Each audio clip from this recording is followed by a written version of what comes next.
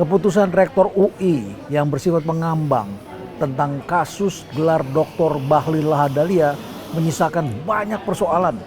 Dan hari ini masih banyak diskusi-diskusi di berbagai grup dan terutama di kalangan para alumni. Mereka yang pernah ngambil program doktor di UI semuanya protes dan semuanya mengajukan cerita masing-masing bahwa mereka tidak pernah diperlakukan istimewa, tidak bisa cepat di UI. Selama ini UI dikenal sebagai penyelenggara program doktor yang sangat disiplin dan tidak mudah untuk lulus. Tentu saja inilah cermin dari kualitas. Dan ketika mereka menyaksikan kejadian di UI itu, semuanya berharap bahwa terjadi koreksi.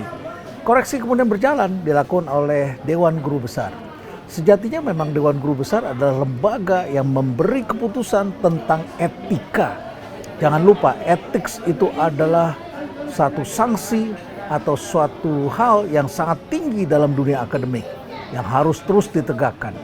Namun celakanya sekarang kita menyaksikan ada kepemimpinan yang sifatnya kolektif. Dan di UI dikenal dengan kepemimpinan 4 organ. Jadi organnya itu terdiri dari rektor, Dewan Guru Besar, Senat Akademi Universitas, dan satu lagi adalah Majelis Wali Amanat. Menjadi persoalan karena Majelis Wali Amanat sekarang ini diisi oleh wakil-wakil masyarakat. Dan tentu saja sangat tergantung siapa yang mengisi jabatan itu. Karena Majelis Wali Amanat biasanya dipilih tentu dengan kepentingan-kepentingan tertentu. Dari pelajaran sejumlah pemilihan rektor kita bisa menyaksikan bahwa ternyata ada hubungan itu semua. Siapa yang ingin menang sebagai rektor biasanya sudah harus bisa mendesain siapa anggota Majelis Wali Amanat sedari awal.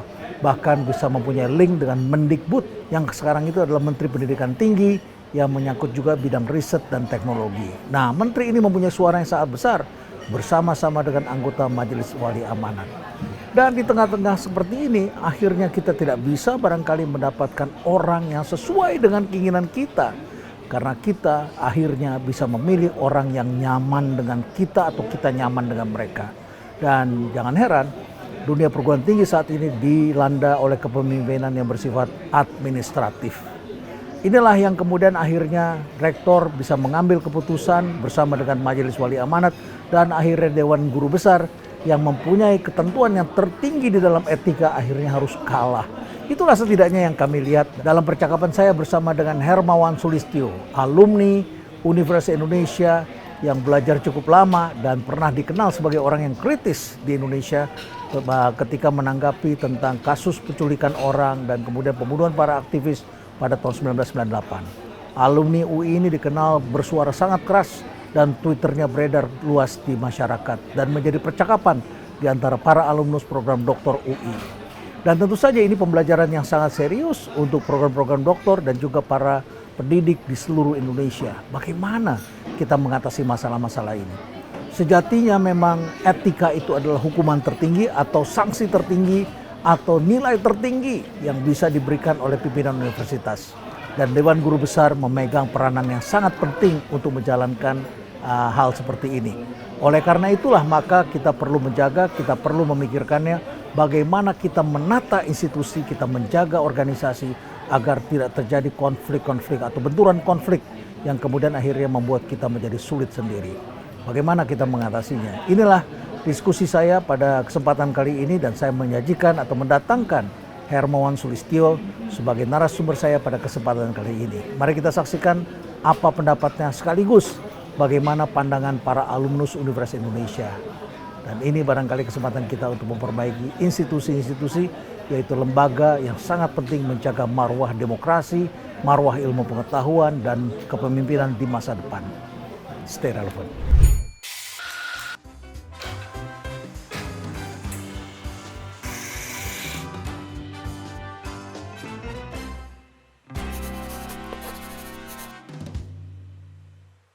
Selamat datang di Cafe Brizi, Pak Hermawan Sulistyo atau Mas Kiki. Ya, terima kasih. Ya, Anda adalah guru besar riset yang adalah seorang fisikawan, lulusan UI juga kan? Ya, tapi lulusnya politik. Lulusnya Bukan politik. Ijazahnya politik. Ijazah politik, padahal sekolahnya fisika. Sekolahnya fisika. Nggak tahu kenapa. Dan Anda adalah orang yang sangat terkenal pada waktu peristiwa tahun 98. Wah, Ya, tahun saya nggak 98. merasa jadi orang terkenal. Saya bukan selebriti. Tapi tahun 98 itu kalau kita buka televisi kita selalu ketemu Mas Kiki di situ ya. Bicara tentang kerusuhan 98, tragedi Semanggi, Anda menjadi tim pencari fakta gabungan untuk kasus-kasus yang terjadi pada masa itu ya, dan mengungkap peran di balik kekerasan yang terjadi yang menggilas kaum sipil pada saat itu. Wah, turut membanggakan ini sebagai alumni UI ya. Dan lulus UI tahun berapa, Mas Gigi? 81 apa 8? Ya 81, sekitar 81 82. Lulusnya? Iya. Lulusnya 81 atau 82. Dan Anda katanya sekolahnya 25 Tahun. 25 tahun ya, betul ya? Ya. 25 tahun di UI atau beragam termasuk di luar negeri? Beragam. Di Amerika lama di 5 universitas pindah-pindah saya. Oke, tapi di UI sendiri nggak lama dong, nggak Dari terlalu lama. 76 sampai 82, 83 lah. 83, normal lah begitu zaman itu. Zaman itu Saya orang paling cepat karena waktu Ya. itu semua lulusnya 15 tahun. ya, ya betul, zaman itu tidak mudah. Tapi baiklah, pertemuan kita kali ini adalah sebagai alumnus UI dan ramai membicarakan tentang keputusan rektor UI tentang kasusnya doktor dari Bahlil begitu ya. Ini ramai dan kemudian timbul kalau setiap saya buka WA group itu semua alumni ribut gitu ya. Hampir semua alumni ribut, alumnus ini mempertanyakan sebenarnya apa yang terjadi. Dan kemudian banyak meme beredar. Dan termasuk saya membaca ada dari Prof. Kiki. Dan kemudian banyak penonton yang minta, undang dong Prof. Kiki ke sini, ya kan? Wah, ini banyak yang minta ini atas permintaan mereka. Dan Anda menyebutkan di sini, saya nggak sampai hati bacanya sih. Anda menyebutkan, saya kira UI pabrik kaleng. Maksudnya apa itu pabrik kaleng? Kaleng-kaleng begitu? Kaleng itu kan suaranya keras, Ya. isinya nggak ada. Waduh. Gitu. Jadi ya sebagai alumni UI, saya kan produknya, salah satu produknya. Ya, Suaranya ya, ya. aja kenceng tapi isinya nggak ada gitu. Hah. Makanya saya bilang itu pabrik kaleng bukan universitas. Ini terkait kejadian belakangan atau dari Wah, beragam kejadian? udah dari dulu karena saya banyak kecewa dengan sikap Ya. kawan-kawan. Seperti apa misalnya? Contohnya, ada 4 sahabat saya hanya karena bikin diskusi, Ya, itu di DO dipecat dari UI 4-4-nya dan ditahan di RTM Guntur selama 6 bulan sampai 1 tahun. Dan nggak ada respon sama sekali. Tidak seperti masanya Rektor Mahar Marjono, Pak Mahar oh iya iya, Marjono. tahun 80-an pada Iya, waktu itu itu kalau ya. dikepung Seorang tentara, dokter ahli syaraf. Iya. Ya. Itu keluar dia. Nggak boleh masuk. Kalau masuk tembak saya. Ada sikap Ya, ya. seperti itu. Ini Saya- nggak ada. Ya saya masih ingat waktu kami dulu ditendang oleh tentara dengan sepatu laras waktu itu kan, zaman itu ya. Kita lari semua dan dipopor begitu ya, dipotong dengan dipukul dengan popor senjata, kita lari ke dalam dan kemudian larinya ke kamar jenazah kan dulu kan. Iya, Kita iya. ngumpetnya kan di situ kan ya. Iya. Jadi bersatu dengan jenazah yang ada di sana. Kemudian ketika kawan-kawan yang menjadi korban kekerasan itu ya harus dibedah, dioperasi. Itu Prof. Mahar itu yang datang dan kemudian Iya, menolong. betul. Menolong bahkan turut membantu ya. Betul. Luar biasa sekali ya. Betul. Ya ya. Nggak Oke. pernah ada UI punya rektor seperti itu. Oke, baik. Anda menulis tentang ini, ternyata septic tank katanya bilang. Waduh, ini saya nggak sanggup nerusin bacanya ini ya. Anda mengatakan seperti itu terhadap kasusnya Bahlil. Gitu. Apa yang Anda lihat sebetulnya? Pelanggaran akademik itu academic cheating misalnya, terutama itu dosa terbesar dalam dunia akademik. Saya mohon maaf, saya lama di Amerika, saya alumni di 4 universitas besar di sana, saya mengajar 16 tahun di seluruh dunia, di mana-mana saya mengajar. Saya tidak pernah lihat kasus akademik yang begitu memalukan seperti kasusnya Bahlil ini. Gitu. Nah, kenapa? Kita lihat ada kasus mahasiswa cheating dengan ChatGPT di Harvard misalnya. Itu hanya itu aja tindakannya sangat keras. Benteng terakhir peradaban itu adanya di universitas. Mengapa? Kalau universitas sudah tercampur politik dan ukuran power play-nya itu adalah kekuasaan, selesai. Nah, jangan berharap sebuah bangsa maju kalau universitasnya sudah bercampur politik. Bercampur politik itu karena tokoh yang mengambil program doktor itu adalah orang politik atau para pimpinannya sudah mulai berpolitik? Dua-duanya. Kita tahu bagaimana rektor Majelis Wali Amanat segala macam itu ditentukan oleh keputusan politik dari dikti dari Kemendikbud misalnya. dan intervensi mulai dari pemilihan orangnya, personnya, sampai orangnya itu sendiri gitu. Ketua partai, ujian dokter itu aja udah nggak etis menurut saya. Kenapa Kalau- tidak etis? Bukan semua orang berhak untuk ngambil. Karena ada unsur kekuasaan di situ. Apalagi ini ini dari partai yang sudah sangat lama berkuasa di Republik ini gitu. Jadi bagi saya ya sudahlah, kalau jalur politik aja, hanya karena pengen dianggap pinter ngambil doktor, cilakanya di UI lagi. Catat tuh ya, kenapa kita harus marah? Karena UI itu satu-satunya flag carrier di Indonesia. Flag carrier itu adalah menggunakan nama negara sebagai namanya, Universitas Indonesia. Saya sampai bilang, kalau ini tidak ada tindakan, saya tidak akan mencantumkan saya pernah jadi alumni UI. Alumnus UI. Kenapa? Memalukan. Bagi saya itu hal-hal yang ini ada transaksi uang segala macam, itu nomor 10 bagi saya. Yang paling inti adalah seluruh prinsip-prinsip akademik dilanggar. Dan itu yang tidak bisa saya terima. Prinsip akademik dilanggar. Seperti apa yang Anda lihat? Itu kan rekomendasi Dewan Guru Besar itu sangat jelas. Ya, rekomendasinya adalah mulai dari penggunaan data, mulai dari prosedur, mulai dari waktu kuliah. Ya, kalau mau lulus gampang aja, udah beli aja lah. By research. Mana researchnya? Pertanggungjawaban akademiknya siapa? Saya sebetulnya berharap kalau kasus kayak gini, kita berdua aja dipanggil jadi pengujinya. Kalau nggak mampus. Dan disorot TV di depan publik. Biar tahu orang kualitasnya seperti apa. Semua mahasiswa PhD saya tantang. Kalian berani terbuka nggak? Berani ditonton nggak? Dan saya jamin semua anak semua mahasiswa PhD yang saya bimbing, saya berani adu. Celakanya di kita itu kalau ujian terbuka bersifat seremonial. Seakan-akan sudah dijamin lulus dan itu adalah sesuatu yang diucapkan dan diujinya sepotong-sepotong, kemudian para penguji tidak menggali lebih jauh. Seluruh proses, meskipun by research, tanyalah kawan-kawan yang by research yang ngambil PhD-nya di Australia. Itu prosesnya juga sangat sulit, lama, dan tidak asal lulus. Setelah dia selesai disubmit, disertasinya disubmit, masih ada potensi untuk tidak lulus. Kalau di panelnya menolak. Perlu dibedakan, di Indonesia itu ada formalitas begitu, sedangkan kita waktu sekolah di Amerika tidak begitu kan.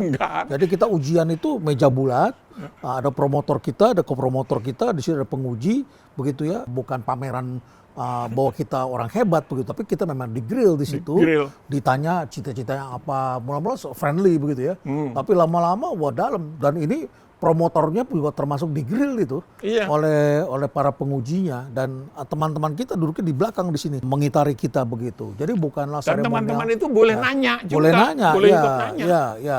Terus Terus yang paling semangat untuk mengajar kita itu teman-teman satu kelas. Kenapa? Mereka dapat kredit poin kalau bisa menjatuhkan kita gitu. Dan itu terbuka, ditonton siapapun boleh. Gitu. Dan fair ya. Fair. Dilakukan fair. Benar-benar salah-salah karena menjadi akademisi tidak boleh berbohong tentunya, ya kan? Kita bisa salah, tapi tidak boleh berbohong. Tidak boleh berbohong. Kemudian suasananya memang adalah penggalian. Jadi bukan berarti waktu sudah habis silakan penguji berikutnya. Waktu habis penguji berikutnya. Bukan begitu. Akhirnya kemudian kita patah-patah begitu ya. Menguji 1 jam tapi yang nguji 7 orang masing-masing nanya berapa menit, akhirnya berapa menit selesai. Tidak ada tanya jawab. Karena jawabannya bisa panjang, orang bisa buying time kan begitu kan. Dan kemudian akhirnya hanya formalitas seperti itu. Memang harus dirubah ini tradisinya, tradisi kita. Di samping itu juga ada penyakit lain. Di mana kalau sidang tertentu di beberapa kampus, tentu saja tidak pada waktu saya menjadi ketua program doktor, karena waktu zaman saya itu tidak boleh mahasiswa membawa makanan, ngasih makanan kepada pengujinya, bahkan memberikan tiket kepada penguji yang datang dari luar kota dan lain sebagainya, begitu ya. Menurut saya itu kewajiban kampus untuk menyediakan. Tapi terjadi di beberapa universitas, pembimbingnya itu minta sesuatu kepada promovendus, begitu ya. Tentu saja ini tidak sehat, begitu kan, hal seperti itu. Ya, saya mau memberikan ilustrasi sedikit aja. Kenapa? Proses mengambil doktor untuk soft sciences di Amerika itu adalah satu, diuji dia pantas nggak jadi peserta program.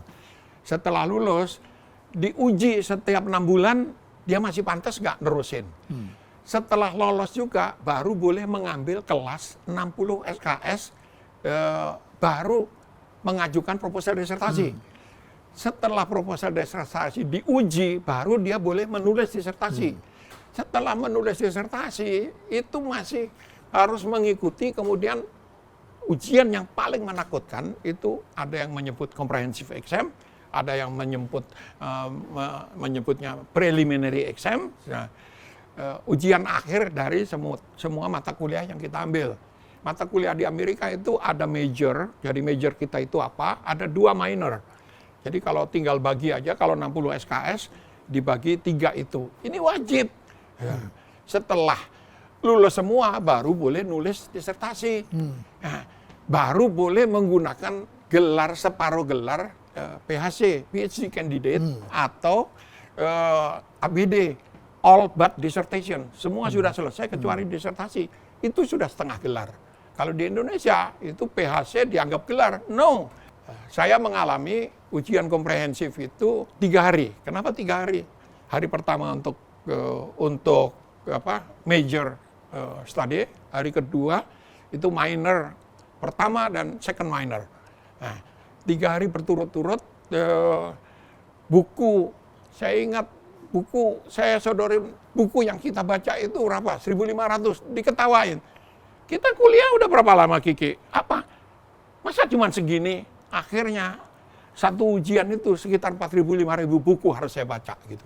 Dan itu wajib, kalau nggak mati kita. Itu yang paling menakutkan adalah comprehensive exam. Bagi kita, begitu jadi dokter itu bukan selesai. Dokter itu kan produknya ada 2. Dokter Belanda, kalau dokter Belanda, kenapa tua-tua yang sistem Belanda? Karena dokter adalah puncak karir. Disertasi adalah puncak karyanya. Kalau di Amerika seperti kami, dokter itu awal karir. Jadi yang namanya disertasi itu udah awal karya-karya kita. Nah, ini membuat perbedaan yang sangat jauh di dalam karir berikut-berikutnya. Ya, sebutlah sudah ada mekanismenya, sebutlah demikian ya. Tapi juga ada persoalan sekarang adalah karena kelembagaan universitas saat ini dikuasai oleh namanya 4 organ istilahnya begitu ya. Nah, Dewan Guru Besar itu mengatasi masalah etika ya. Jadi memberikan rekomendasi etika. Harusnya etika ini kan lembaga tertinggi begitu ya. Harusnya, tapi rupanya secara struktural birokrasi yang tertinggi bukan itu. Yang tertinggi namanya rektor gitu ya.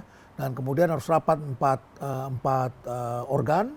Organ itu adalah ada Dewan Guru Besar di sini yang memberikan rekomendasi, memeriksa lebih awal. Senat Akademi Universitas memeriksa prosedur dan kemudian kualitas akademik dari lembaganya. Kemudian di sini ada MWA, Majelis Wali Amanat, yang sebetulnya saya menafsirkan ini lembaga yang memilih rektor begitu ya, dan kemudian ada rektornya. Tapi kan di MWA ini juga ada wakil-wakil masyarakat, ya, ada terlibat peristiwa politik yang tadi Anda sebutkan dan lain sebagainya, sehingga muncul tokoh-tokoh yang mungkin saling berhubungan satu sama lain begitu. MWA ini kalau kita sudah masuk angin atau masuk dari kekuatan-kekuatan tertentu, ya arah universitas tentu bisa babak belur ini. Memang ini ada satu persoalan sekarang yang dihadapi oleh berbagai universitas, karena kita melihat bahwa dalam dunia akademik ini ada academic integrity, itu yang tertinggi sebetulnya, dan di situ ada academic values, karena universitas ini menjalankan nilai-nilai, dan kita mendapat gelar Doctor of Philosophy walaupun tidak diberikan khusus mandat begitu ya, atau mata kuliah atau riset di bidang filsafat, tetapi pada dasarnya kita menjalankan itu, menerapkan itu nilai-nilai dan sebagainya. Tapi kemudian sekarang ada dengan struktur yang demikian tentu menjadi persoalan hari ini. Karena lembaga etik dari Dewan Guru Besar itu hanya bisa memberikan rekomendasi. Dan setelah itu kalah dengan 3 lembaga lainnya begitu ya. Dan kita tidak melihat itu suara di masyarakat. Sehingga akhirnya kemudian sejumlah guru besar kemudian berbicara sendiri-sendiri kan di luar begitu ya. Atau tidak berbicara sama sekali. Apa yang mestinya kita reform kalau gini? Mas Kiki ini kan orang yang terlibat dalam peristiwa reformasi 98 ini. Apa yang harus kita reform kalau saya penonton di pinggiran dulu. Jadi kalau pertunjukannya jelek, saya bawa botol yang isinya bensin, saya lempari. Gitu. Jadi tahun 98 itu ya? 98. Anda menjadi orang yang mengajarkan mahasiswa bikin bom molotov kan itu? Iya, karena nggak fair. Tentara dan aparat itu pakai senjata, masa anak-anak nggak boleh pulang, tangannya patah, kepalanya bocor, segala macam. Saya bilang nggak fair. Mereka punya peluru kok kita nggak boleh pakai senjata. Ya udah saya ajari, yang paling gampang itu pakai orange crush yang sekarang udah nggak ada. Itu botolnya paling bagus. Cara ngelemparnya 45 derajat, ngelempar granat. Anda dapat ilmu ini dari mana? Anda sekolahnya kan lulusnya ilmu politik. Saya spesialisasi saya kekerasan politik. Aha. Jadi saya ahli kekerasan politik dan politik kekerasan. Oke. Dan cilakanya, 25 tahun saya mempelajari itu di Amerika saja, ini belum yang di Indonesia. Pulang ke Indonesia, setiap ada bom dari bom Bali 1, setelah itu sampai hari ini, setiap ada bom ada saya. Kalau kata Tito Karnavian, hati-hati kalau ada Mas Kiki ada bom. Gitu. Saya ahli untuk modus, untuk bomnya, untuk instrumen-instrumennya. Ya, tapi ini tentu bukan berarti Anda ngajarin agar para dosen dan para alumni bawa bom begitu kan? Jangan, itu bahaya, itu indiscriminate. Artinya korbannya itu nggak bisa dipilih. Korbannya kita pilih aja. Bomnya yang terbatas gitu. Baik. Ya, ini bercanda aja. Ini simbolis saja begitu ya. Jadi ini memang ada dilema ketika kita mengharapkan universitas itu menegakkan etik dan academic integrity adalah sebagai pilar yang tertinggi dan terkuat, tetapi karena sekarang cengkraman birokrasi dan akhirnya menjadi seperti ini. Untuk pengambilan keputusan integritas saja melalui 4 organ. Saya tidak bisa mengerti seperti ini. Harusnya kalau sudah menyangkut academic integrity, Dewan Guru Besar langsung putuskan. Iya. Ya, tidak perlu melalui 4 organ, tidak perlu diputuskan oleh rektor. Ini mengaturnya barangkali yang perlu di seluruh dunia, ya. Renald, rektor itu adalah kepala administrasi universitas. Oleh karena itu, nggak perlu profesor. Banyak mantan menteri keuangan, yang penting dia bisa cari hanya cari master, funding. kayak gitu, nggak masalah. Dan dia mampu memanage universitasnya. Yang akademik itu di guru besar. Sehingga di beberapa universitas kelas dunia itu ada 2 profesor, ada 2 presiden, yang satu presiden of the university dan satu lagi ada provost, begitu ya. Yang satu itu adalah mengurus akademik internal, yang satu adalah eksternal, cari uang dan lain sebagainya, menyusun kalender dan mendatangkan sponsor. Ya. Nah, yang di dalam itu yang berhak untuk ngatur itu orang menjadi guru besar, tidak menjadi guru besar, orang jadi peneliti dan sebagainya. Jadi memang tampaknya menurut perkiraan kita ini akan terjadi terus ya hal seperti ini. Dan penegakan etik akan sangat sulit kalau memang modelnya seperti ini tentunya. Ya ini memang akibatnya pada reputasi UI sendiri akhirnya. Kita sebagai insan UI akhirnya kemudian menjadi perbincangan yang tidak sehat. Misalnya begini, ini ada tweet begitu ya. Om X tolong tanyain ke rektormu. UI mau dijual berapa? Waduh, sedih saya lihat ini ya. Daripada dibeli oleh Mister ini, kita beli mending masyarakat patungan untuk beli UI. Aduh, saya sedih ini membaca seperti ini ya. Spanduk juga beredar ya, jasa kilat untuk gelar akademik UI atas nama saudara X ini saya tidak sampai hati ini ya. Meme seperti ini, Lebanon punya Khalil Gibran, tapi Indonesia punya bla bla bla begitu ya. Tidak sampai hati saya untuk menyebutnya. Jadi banyak sekali hal seperti ini, tapi kemudian kita baca di Kompas, Mas Kiki, Kompas akhirnya kemudian membuat berita mengatakan tidak tegas begitu ya, keputusan yang diambil tidak tegas, dan ini memang menimbulkan banyak pertanyaan tentunya. Dan yang lebih menarik lagi adalah partai politik, karena yang bersangkutan ini, kandidat ini adalah ketua partai, kemudian muncullah teman-temannya, kemudian mempertanyakan keputusan dari Dewan Guru Besar begitu ya. Dan menurut saya ini bukan urusan partai politik, ini adalah urusan kandidat begitu ya. Seringkali orang tidak bisa memisahkan. Baik, tapi ya apa boleh buat, sudah ada yang memegang wewenang itu. Mas Kiki, kita ngomong sedikit soal 98 dong. Ya. Kan Anda dulu menjadi tokoh yang menginterogasi sejumlah jenderal, dan sekarang ada undang-undang baru yang akan sedang digulirkan. Undang-undang TNI. Apa sih refleksi yang bisa disampaikan kepada masyarakat? Pada saat itu kan Undang-Undang TNI sudah final 2004 ya. Dilahirkan Undang-Undang nomor 34 tentang TNI ya. Dulu ABRI, dan kemudian dui fungsi sudah dipisahkan. Tidak ada lagi dui fungsi. Artinya peran militer tidak lagi dalam peran sipil. Itu 2 hal yang berbeda. Jadi kalau mau memimpin jabatan-jabatan sipil, maka mereka harus pensiun dulu ya, atau selesai jabatan itu. Tapi sekarang ada tendensi pembicaraan di masyarakat itu adalah seperti itu. Sepertinya akan kembali. Apakah akan kembali atau apa? Apa yang Anda lihat dan apa saran Anda kalau melihat negara yang ini? pertama adalah bangsa kita itu short memory ya, ingatannya pendek gitu ya. Bangsa-bangsa yang sangat kuat dengan masa lampau itu seperti Jepang itu ya, karena ada tradisi menulis dari SD. Anak-anak dibiasakan menulis buku harian. Sehari ini Refleksi mereka.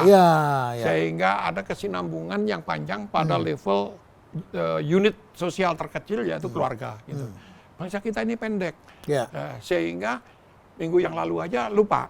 Lalu yang kedua itu bangsa kita itu pemaaf, karena itu dianggap dendam. Dendam itu tidak baik. Dalam tradisi sosial ini namanya impunity. Impunitas adalah suatu kejadian dimaafkan tanpa penyelesaian, sehingga kejadian itu berulang lagi, kejahatan itu berulang lagi. Ini terjadi pada kasus-kasus human rights. Ada negara-negara yang memilih jalan strategis seperti Afrika Selatan. Afrika Selatan itu dulu jahat sekali. Apartheid. Apartheid. Penjajah itu. Apartheid, penjajah. Ketika terguling ke Nelson Mandela, ngambil kebijakan apa? Kuadran untuk memaafkan tapi tidak melupakan. Nah, caranya apa? Caranya adalah semua orang yang terlibat dalam pelanggaran HAM pada masanya itu boleh tidak usah dihukum, tetapi dia tidak boleh ikut dalam pemerintahan baru. Mengapa? Karena dengan pemerintahan baru dia akan punya power lagi untuk melakukan kejahatan itu berulang. Nah, itu yang dicegah sehingga tidak ada penguasa lama yang menjadi penguasa baru. Nah, di kita apa yang kita lihat kalau kita refleksi gitu ya. Itu 98 itu belum reformasi, itu baru suksesi. Suksesi adalah pergantian kepala negara. Jadi Soeharto kita turunkan, tapi semua anggota DPR di Senayan masih sama, kabinetnya masih sama. Jadi masih berkuasa. Rezim itu nggak berubah dan sama terus sekali. Berkepanjangan sampai sebagian masih ada sampai hari ini. Iya, orang penjahatnya masih hidup, masih jadi memegang kekuasaan gitu. Ya, ini yang salah dengan bangsa kita, karena apa? Ya orang pasti nggak maulah dianggap itu balas dendam atau dendam. No, ini mencegah impunity, mencegah impunitas supaya kesalahan yang sama dan kejahatan yang sama itu tidak berulang. Gitu. Itu perspektif saya. Jadi kalau kita mendengarkan cerita itu bahwa sekarang kita ada gagasan kembali untuk membangun undang-undang TNI, apa yang bisa Anda sarankan supaya kita tidak terperangkap kembali ke masa lalu seperti yang sudah mengakibatkan banyak korban, ya tentara kemudian mempunyai peran yang sangat luas, menjadi penguasa, dan kita tidak mempunyai tentara profesional dan akhirnya menjadi musuh masyarakat pada zaman itu. Itu bisa berulang loh, bisa berulang. Kenapa? Ya karena masyarakat belum menganggap lagi tentara itu sebagai musuhnya. Karena apa? Musuhnya berubah jadi polisi. Gitu. Hari ini begitu. Hari ini, jadi pindah musuh, dan mereka belum mendapatkan contoh yang sekarang. Tadi kan saya bilang bangsa kita ini pelupa. Gitu. Apa yang terjadi minggu yang lalu? Nanti kalau ada kejadian penyalahgunaan kekuasaan lagi seperti itu, baru rakyat marah. Dan saya nggak ngebayangin jumlah tentara itu hanya 350 lah. 350.000. Ya. Kalau rakyatnya marah itu 10 juta aja, satu ditembak mati, pelurunya nggak cukup untuk bunuh semua rakyat ini. Gitu.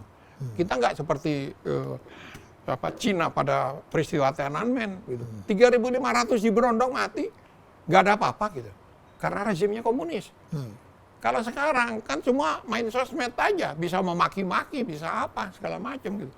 Saya nggak punya sosmed, saya nggak main sosmed, nggak suka saya gitu. Saya ahli kerusuhan, saya sudah mendeteksi 1 bulan sebelum tragedi 98. Tragedi 98 dan di TV-TV CNN di Eropa saya udah bilang, Anda lihat gedung-gedung ini sebentar lagi dibakari. Jadi dan ada satu kata yang dalam bahasa Inggris tidak ada dalam bahasa Inggris asli, tapi kata itu berasal dari bahasa kita. Amok. Yang artinya amuk. Yang orang yang lembut-lembut seperti ini kalau sudah marah bisa menimbulkan bara api yang besar di mana-mana begitu ya. Itu yang perlu kita waspadai. Bunuh, urusannya bunuh. Nah, itu yang harus kita cegah. Kenapa? Pada saat konsep revolusi itu diterapkan, korban pertamanya adalah orang-orang yang melakukan revolusi itu. Jadi istilahnya adalah revolusi itu memakan anak-anak kandungnya sendiri. Itu korban pertamanya. Itulah sebabnya tahun 98 saya dengan teman-teman mengintroduksi istilah reformasi. Reformasi itu revolusi yang diperlambat dan evolusi yang dipercepat. Tetapi reformasi tidak akan terjadi sebelum terjadinya suksesi, yaitu pergantian kepala negara. Ya. Jadi syarat untuk berlakunya reformasi adalah pergantian kepala negara pada saat itu. Lengser, presiden. Ya. Saya nggak ngomong sekarang ya. Kalau yang ya pada saat itu orang, ya. Kalau orang Ya. politik menafsirkan sekarang, itu sekarang ya silahkan. Tapi pada saat itu, sehingga kita gunakan istilah reformasi. Saya perkenalkan istilah-istilah yang lain seperti transvolusi gitu. Nanti diledek-ledeknya teman-teman itu nanti regresi balik lagi. Kan. Nah, inilah konsep dasar dari awal perubahan reformasi sama dengan revolusi yang diperlambat dan evolusi yang dipercepat. Ya kita ambil jalan tengah supaya korbannya nggak banyak, korban nyawa nih di Indonesia. Tapi orang lupa korbannya tetap aja ribuan. Kenapa? Tidak banyak orang yang tahu bahwa ada kuburan orang-orang yang tidak dikenal. Itu di Pondok Rangon. Itu korban 98. Oh ada satu wilayah di situ kumpulan. Ada kuburan ada tulisan masalnya. di depan ya. Ada kuburan korban masalnya. Tragedi 98 ya. Ada ininya. Ya. Tugunya. Ya, tapi nama perorangannya tidak ada. Karena dikuburin rame-rame kok di situ. Ya. Gitu. Harusnya kan bukan hanya di revive ya, diingatkan publik sebagai pengingat. Jangan sampai kita kembali ke hal-hal yang seperti itu gitu. Ya. Karena kalau tentara yang dituduh pada waktu itu, ya tentara memang dilatih untuk membunuh atau dibunuh gitu. Tidak ada tentara itu membina, kecuali untuk kepentingan institusinya gitu. Jadi kalau dalam berhadapan vis-a-vis ya, dalam konfrontasi dengan pihak luar, fungsi tentara itu, fungsi militer itu menghadapi pihak luar. Jadi kita bicara panjang lebar berawal dari keresahan para alumnus di UI terhadap kasus disertasi Saudara Bahlil yang ramai dibicarakan publik, yang sudah ada rekomendasi dari Dewan Guru Besar, tapi kemudian keluarnya dianggap mengecewakan keputusan itu. Ya. Dan seperti itulah kalau Anda buka di berbagai WA group itu memang para alumnus bereaksi sangat keras dan mereka mengatakan, saya sebagai alumnus malu sekali terhadap hal seperti ini. Seakan-akan kita sama jadinya seperti itu. Tapi memang perlu diketahui UI ini standarnya sangat tinggi.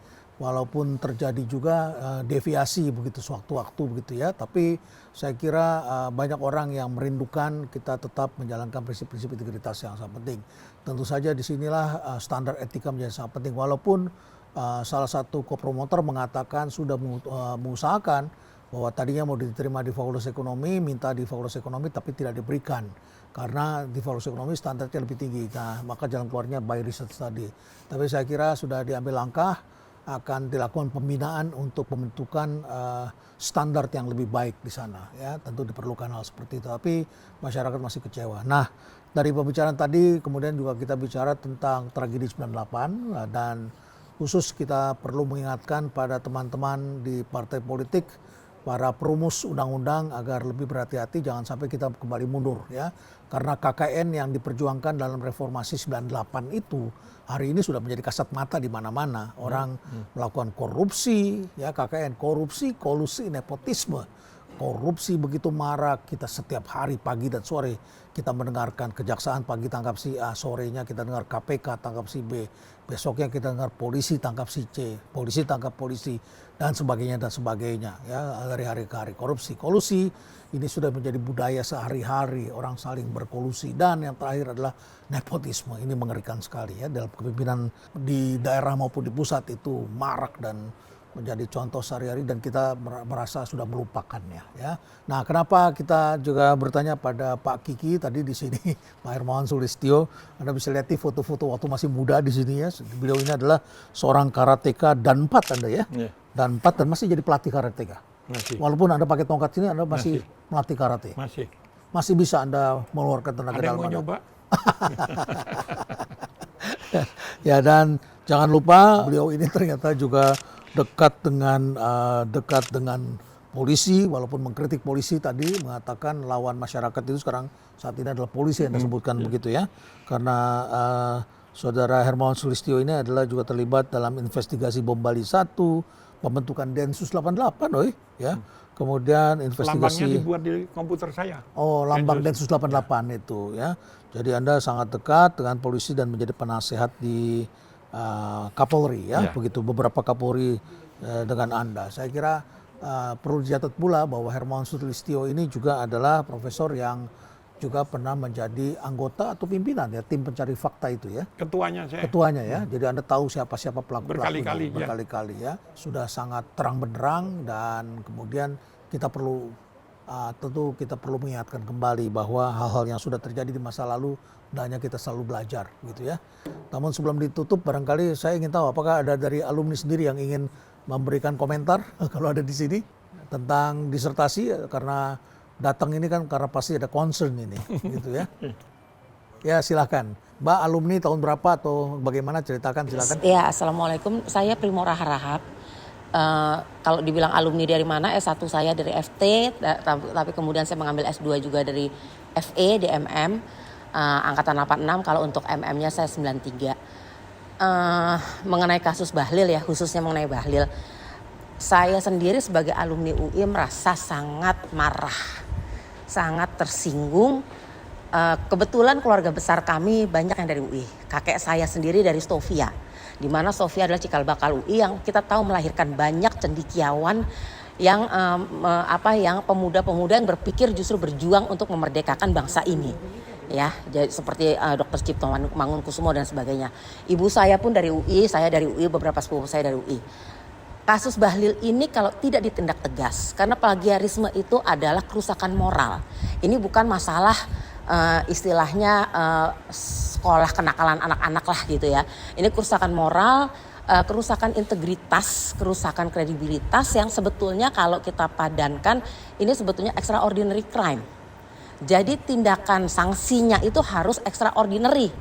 Ya kalau menurut saya itu harusnya, dan banyak alumnus teman-teman kami mengatakan bahwa ini harus di DO dan di blacklist. Dia tidak lagi diterima di UI untuk fakultas dan prodi manapun. Karena karakter dia sudah jelek gitu loh. Ya, karakter dia sudah jelek, dia menghalalkan segala cara hanya untuk bisa menyatakan sebagai lulusan UI, PTN terbesar, terunggul yang saat ini ya boleh dibilang mungkin buat dia pribadi dia merasa mendapatkan prestis untuk mendapatkan gelar dengan menghalalkan segala cara. Karena banyak sekali pelanggarannya dari temuan Dewan Guru Besar, plagiarisme, pelanggaran masa kuliah yang which is dia bisa lulus bahkan lebih cepat dari S2 gitu kan ya, 1,5 tahun dia lulus gitu kan. Jadi ini ya kan ya istilahnya dia dulu kayak perjokian. Jadi ini harusnya di DO dan di blacklist. Kenapa? Yang paling dirugikan adalah alumni UI. Ya. Apa kata orang mengenai kalau misalnya dia menjadi presiden buruk, plagiarisme dibenarkan dengan hanya boleh revisi. Kalau revisi kan berarti plagiarisme dia diterima gitu kan ya. Hanya oke lah kesalahan kecil dimaafkan, tinggal betulin aja lah gitu ya. Tidak dinyatakan sebagai kesalahan fatal. Lalu masyarakat menganggap apa? Oh alumni UI moralitasnya begitu, kredibilitasnya begitu, integritasnya begitu. Buat kami mungkin kami sudah melewati masa kerja yang berpuluh-puluh tahun dan ya sudah tidak. Bagaimana dengan adik-adik yang baru lulus? Bagaimana saat mereka memasuki dunia kerja dan dunia kerja mengatakan, oh alumni UI, cincai lah, lo lulus dulu juga pasti bisa bayar kan? Integritas kamu diragukan. Apa yang terjadi dengan nama besar UI?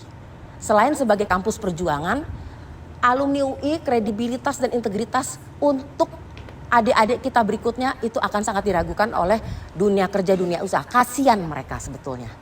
Jadi makanya kemarin saya untuk WAG saya termasuk yang cukup keras yang mengatakan bahwa kalau 4 organ itu kita tidak bisa harapkan. Kenapa? Mereka pasti ada konflik kepentingan. Mereka ada risiko jabatan. Mungkin ketua MWA-nya kita semua tahu ya. Ketua MWA-nya itu yang orang bilang bukan orang UI, bukan dosen UI, tapi dia menjadi ketua MWA. Dan kemudian dia memimpin sebuah ormas yang mendapatkan konsesi tambang. Sementara Mr. Bahlil ini bagaimanapun juga Menteri ESDM yang berkaitan dengan konsesi tambang, ya kita bisa lihatlah benang merahnya gitu ya. Pasti ada risiko konflik kepentingan, risiko konflik jabatan, risiko takut kehilangan pendapatan atau penghasilan. Maka yang harus bergerak adalah alumni UI. Karena alumni, kecuali yang kembali ke kampus, kita harusnya lebih nothing tulus. Kita tidak punya risiko, tapi kita memperjuangkan nama baik UI sebagai alma mater yang kita banggakan. Gitu. Kita nggak bisa bergantung pada 4 organ yang ada di dalam. Terima kasih. Baik, makasih. Silakan, ada lagi? Ya, makasih. Nama saya Maksa Uleka. Mungkin pertanyaan saya ada 2. Yang pertama, tadi kan dikatakan bahwasannya sama Mas Kiki, rektor itu istilahnya apa tadi? Kepala administrasi universitas tertinggi lah, istilahnya yang tertinggi. Nah, itu dalam kaitan menjaga marwah kampus lah Universitas Indonesia. Saya teknis saja, bisakah rektor itu diganti? Karena ini kan udah pelanggaran mungkin sifatnya etika atau mungkin hukum juga. Artinya tadi Dewan Guru Besar kan udah sepakat menolak gitu ya disertasinya Bahlil. Tapi kan tidak digubris sama rektor dan juga mendapat dukungan dari MWA kan. Nah itu gimana langkah selanjutnya untuk mengembalikan marwah kampus? Nah, apakah perlu juga artinya dilakukan reformasi di kampus gitu? Artinya tadi ya masalah MWA orang di luar UI yang bisa menjadi kepalanya atau ketuanya dan sebagainya. Terus yang kedua terkait konteks Indonesia saat ini yang dengan tagar Indonesia gelap dan sebagainya, artinya sekarang udah gejala-gejala suram atau gelap itu sangat nyata. Nah, apakah dilakukan reformasi jilid 2 usulan Mas Kiki atau gimana gitu? Tapi yang pasti supaya tragedi dulu tidak terulang, pembakaran, korban jiwa atau minimalisir itu, adakah cara supaya tidak terjadi atau itu sebuah konsekuensi dari reformasi atau revolusi? Itu aja. Oke. Baik, terima kasih Pak Max ya. Juga Ibu Harahap, terima kasih ya. Mas Kiki ingin respons? Rektor itu di seluruh dunia, karir dekan, rektor, semua pejabat administrasi universitas itu berbeda dari karir akademik. Rektor tidak perlu profesor, tapi profesor juga tidak perlu berpikir tentang rektorat gitu. Ini 2 karir yang terpisah. Nah, kalau novice ya, dosen baru sebagai novice ya, mengajar, dia kalau ambil tenure track position itu lebih sulit untuk menjadi dosen tetap dan kemudian diangkat sebagai profesor. Itu jauh lebih sulit, persyaratannya lebih berat segala macam karena beban moralitasnya itu lebih tinggi gitu. Nah, sekarang kita memberikan kewenangan itu pada Dewan Guru Besar supaya tidak menjadi Dewan Guru Besar kepala, dia harus menjalankan fungsi moralitas itu gitu. Dan rektor harus ikut. Di dunia mana ada rektor kemudian suka-suka dia, oh saya rektornya, oh ditimpuki telur itu. Nah, jadi poin saya adalah ini momen bagus untuk perubahan ya, untuk ini. Mahasiswa bangkitlah, udah jangan kuliah di UI, beli ijazah di Pasar Senen aja. Ya, nggak ada yang ngecek kok. Baik. Itu aja. Baik, terima kasih Pak Gigit ya. Belum terima kasih. Ya. Ini tontonan favorit saya karena Ya. hostnya yang juga menjadi host tempat yang luar biasa ini gitu ya. Saya iri, saya punya tempat mirip kayak begini, tapi desa di kampung Sukabumi sana gitu, sangat jelek gitu. Jadi saya senang sekali merasa tiba-tiba menjadi bagian dari elit. Tapi bukan elit kampus ya, saya nggak mau. Kalau beliau elit kampus itu masih punya tanggung jawab. Kalau saya enggak. Saya sudah melewati lah masa saya menjabat pada level pimpinan. Jadi sekarang ini memang para junior, tugas kita adalah memberikan landasan moral dan keberanian ya, agar teman-teman yang junior-junior ini yang muda-muda sedang berada di struktur beranilah berbicara dan berani menegakkan aturan begitu ya. Dan kita harus beritahu di mana titik-titik harus diperbaiki. Saya kira banyak percakapan sudah kita lakukan. Terima kasih banyak juga kepada para alumni yang hari ini datang ya. Meluangkan waktu dan kemudian bicara, dan karena ini suara alumni ada di mana-mana, Prof. Kiki. Jadi Prof. Kiki ini adalah tokoh idola tahun 98-an itu, dan nanti kita bisa lihat di foto-fotonya seperti apa ya, waktu masih muda aja ini. Baik, terima kasih. Sekarang juga masih muda. Terima kasih saudara-saudara sekalian. Prof. Kiki, ya, semoga sukses, sehat selalu, kita doakan, dan mari kita berpikir lebih sehat lagi, dan kita perlu menjaga marwah kehormatan kita, karena yang dilakukan oleh para guru besar adalah menjaga kehormatannya, menjaga kehormatan akademik, dan ini saya kira integritas akademik integrity ini adalah suatu moral yang penting yang menjadi landasan kita semua. Bagaimana kita menjaganya, dan silakan Anda berpendapat. Semoga kita bisa terus memperbaiki negeri kita yang suaranya memang macam-macam saat ini. Stay relevant.